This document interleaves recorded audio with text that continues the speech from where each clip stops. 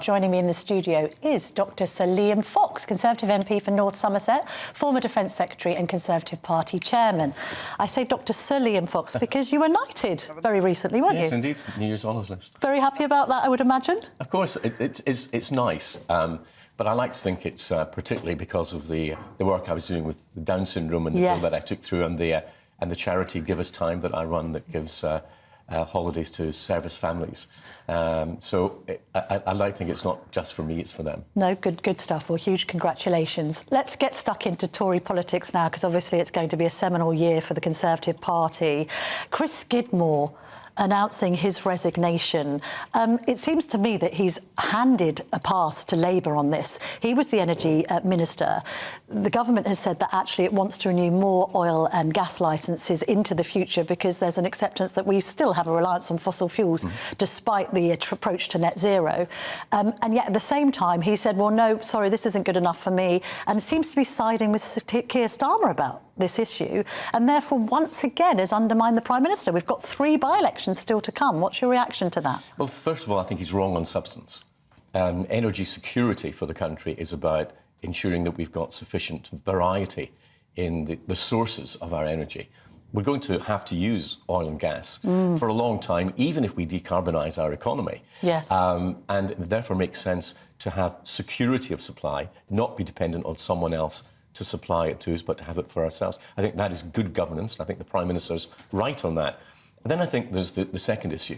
If your seat is being abolished in the boundary changes, which Chris Skidmore's is, and you cause an unnecessary by-election, it's not only costing taxpayers money, it's a slap in the face to your own party workers who've loyally tried to get you elected over the years, to your parliamentary colleagues and the wider party. And I think it's self-indulgent and I think it's disloyal. OK, fair enough. I think Chris Skidmore obviously isn't here to defend himself, but at the same time, there is this question of what comes next for Rishi Sunak. How do you think, as a former party chairman, this election is going to pan out? What's your reaction, first of all, to the announcement that we should have an autumn rather than a spring election? You might have caught John Sargent there, who's a seasoned professional when it comes to watching such matters, and he's making the point, why not go in the spring, have a really strong budget in March, take the country to the polls early, show confidence in your own policies, rather than leaving the summer to happen, more, no doubt, small boats arrivals across the Channel. That could destabilise the Conservatives' position when it comes to the autumn. Well, of course, all the options remain open to a Prime Minister, especially now that we got rid of the 5-year Parliament Act. Of course, you need to look at the other way as well. If inflation continues to fall, people feel more money in their pockets. They've just had a tax cut with the cut in national insurance this week. People will begin to feel better off. And it's all often about expectations in an election. The government needs to start to tell its story better, however. Yes. So if you think back, this government began way back in 2010 with the Chief Secretary, the outgoing Labour Chief Secretary, saying there's no money left. And indeed, the government deficit was at 11% then, which was a record high in peacetime. We got that down to 2%, under 2% by 2019, which was just as well, because the pandemic hit us. Because we'd had fixed those public finances, we were able to spend $400 billion on the pandemic. Rishi Sunak was able to launch his furlough scheme, which protected 11.7 million jobs. Had we not done that, we wouldn't have our economy growing faster. He's not been thanked for furlough, though, has he? I mean, the Conservatives never get thanked for giving people money. Well, this is the trouble. And so he's already, you know, the Conservative, you'll still have this narrative of 13 years of Tory rule, 14 now, we can say, because we're in 2024, Liam. And at the end of the day, you've got reform and the prospect of a Nigel Farage resurgence really threatening the party. Isn't it simply because Rishi Sunak and his cabinet are too wet? They're more left-wing than you are. The Conservatives just aren't conservative enough, and that's why reform are coming in. No, I think to finish what I was saying, I think it's partly that we're not telling this story as a whole narrative. If we hadn't had the furlough, if we hadn't kept the economy afloat, we wouldn't be growing faster than France or Germany after the pandemic. That wouldn't have allowed us to spend $78 billion after the Russian invasion of Ukraine, when prices went up. And sometimes I think that politicians, especially when a party's been in office for a while, they forget that they have to tell a whole story. Sure. It's not just about delivery. That's what Ocado does. It's about the vision we have for the country. We believe in a smaller state. We believe in lower tax. We believe that we should give people greater freedom to make their their own choices. You can only choices. tell that story. You can only tell the story of sort of Thatcherite politics, that you believe in lower tax and spend, that you believe in enabling businesses to be deregulated and have freedom to succeed and employ more people, if you're actually doing it. The perception of the Conservative government right now is they're doing the opposite of what Thatcher did. Well, that actually we're high tax, we're high spend, businesses are being tied up in unnecessary bureaucratic knots. I mean, would you start a business in the UK today, Liam? Yes, as lots of businesses do. Startups. What, with corporation tax 6% higher than it was? Businesses starting up don't pay corporation tax. Mrs Thatcher wasn't faced with a global pandemic. But she was faced with a winter of discontent in the 70s.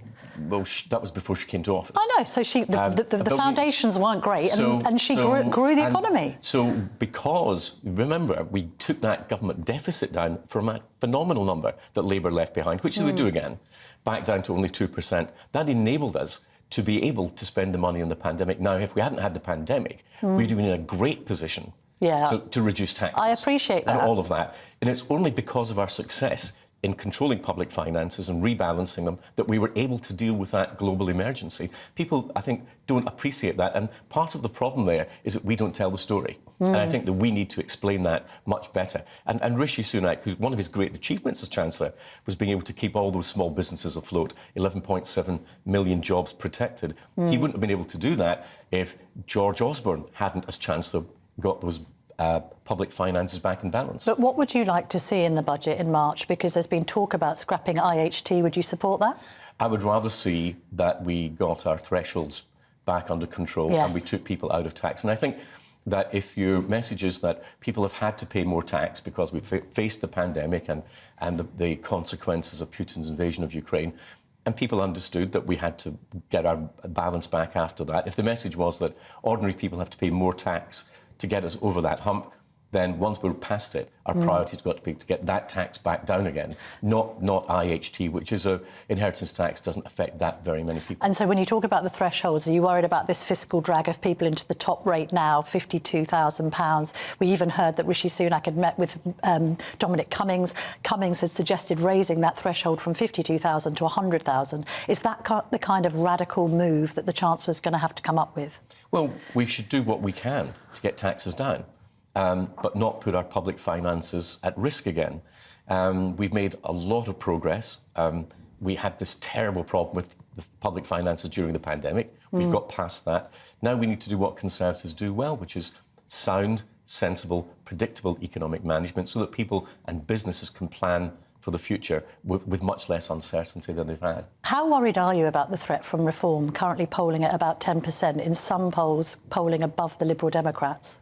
Well, I think that says more about the Liberal Democrats than anything else. It says a lot about the Tories, though, doesn't it? Well, I think you'll see the Conservatives recover, as governments often do. I do think that, and I think I look at elections like '92, you know, when we right up until polling day, people said we'd no chance of winning. We actually won with an overall majority. And you think of the years, even up to 1987, where Mrs Thatcher had horrible years in 85 and 86, but the government recovered because it's when you get to an election, it's not an opinion poll, it's a choice. And it won't be whether you actually like the Tories or not. It's whether you think the Tories will be a better government. But it'd be problematic if Nigel Farage takes the helm of reform, won't it? Well, we managed to win the elections when he was at the helm of UKIP. And, of course, that actually damaged Labour, at least as much, I think, as it damaged the Conservatives. The Liberal Democrats are a particular problem. You would have expected them to have recovered much more in the current circumstances. They've not recovered at all, and that leaves a bit of a vacuum. On that, very briefly, do you think Davey's got questions to answer on this post office scandal? Yeah, I do. I think that was it credible that you had an outbreak of criminality among sub-postmasters without questioning that? And I think part of the problem is this. If it's the choice between people and IT, you presume that the IT is correct and not the people. Yeah. And that's a modern day problem. So the Liberal Democrat leader should do what? Explain himself in the House of Commons? Well, I think he will have to explain in the House of Commons the decisions he took at the time or the decisions he didn't take at the time and why he thought that this was, if officials tell you that there's a big outbreak of criminality, you simply accept that. And can I ask you a quick yes or no question? Paula Vernels and her CBE, should she be stripped of it? I don't know. I think that's always a difficult question because people make mistakes. What else have they done to get that award? That's not for me to say. OK. Let's move on to foreign affairs with your former Defence Secretary hat on, Liam. I know you're hugely concerned about the situation in the Middle East, Iran particularly. There's a growing sense, isn't there, I think, that the West has sort of been sleepwalking into this disaster. We've now got these Houthi rebels threatening different offensives in the sea that could, at the end of the day, hugely affect all of the goods coming across the world. And meanwhile, we've got seemingly no solution in sight, either in Ukraine or indeed in Israel. Well, when Iran is a malignant force in the world, and it's when I saw the Saudi Crown Prince on Fox News in America saying, every day we're getting closer to Israel, I thought Iran will react to that. Iran does not want the Arab world to get closer to Israel because Iran doesn't believe Israel should exist at all. Yes. And I thought, how will Iran do this? In the end, it was through their proxies, Hamas, who are funded and armed by Iran. We also had trouble from Hezbollah, funded and armed by Iran. And now we have the Houthis, funded and armed by Iran. I mean, how long does it take us to join the dots here? And Iran wants to destabilise the global economy. It wants to destabilise the West.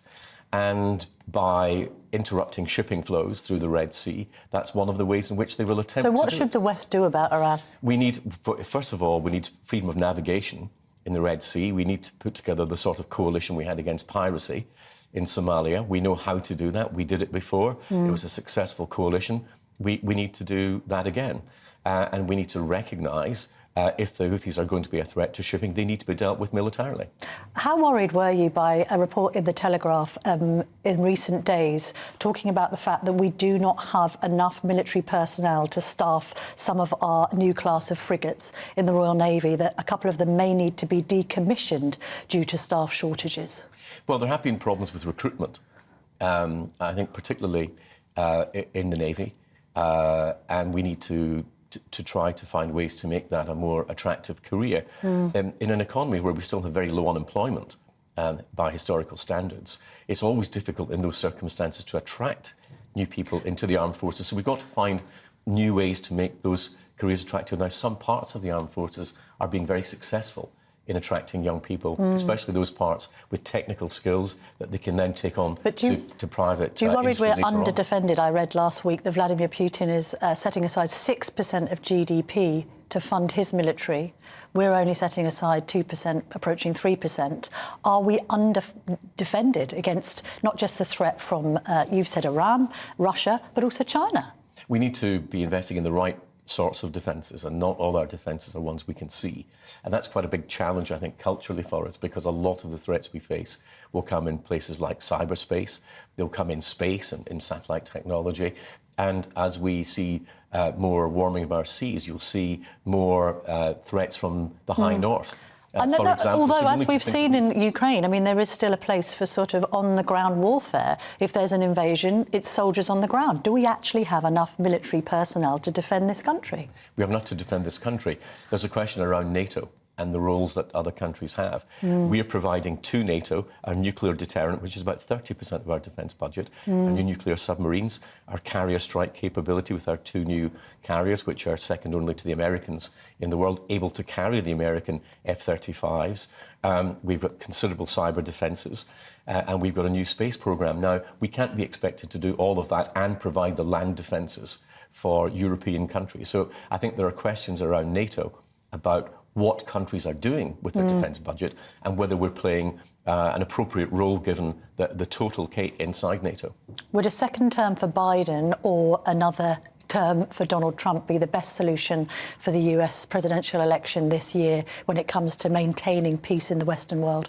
Well, I think it's actually more going to be about Congress, with due respect, than the presidency, because the problem at the moment is getting Congress to focus on foreign affairs. You've got people standing for election in America this year saying, if I'm elected, I'll burn my passport and it'll just be about America.